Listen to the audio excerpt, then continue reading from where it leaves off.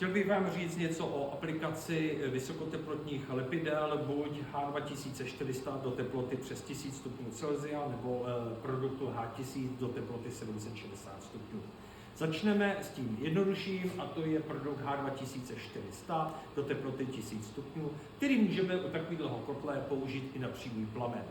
S tímto produktem lepíme jakékoliv praskliny, úbytek materiálu, případně dolepujeme nějaké sondy, prostě kdekoliv, kde nemůžeme svařovat z důvodu, že je tam litina, že jsou tam nějaké slitiny a tím svárem, opravou, tím teplem bychom mohli poškodit ten materiál.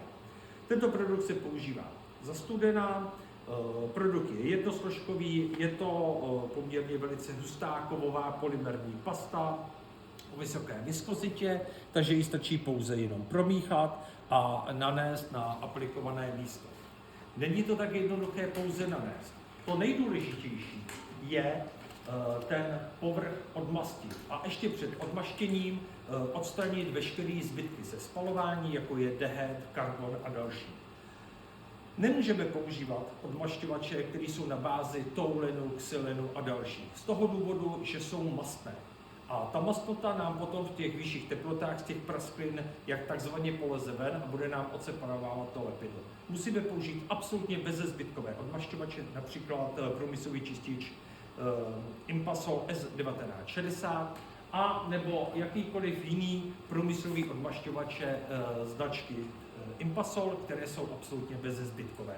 Nejsou v nich obsaženy touleny, xyleny, metyletylketon a další. Pokud to dokonale odmastí, máme to odstraněno hrubé nečistoty, odmaštěno, odstraněný dehet, dostali jsme se na původní materiál, litina, slitina, můžeme potom dojít vlastně k vlastnímu lepení.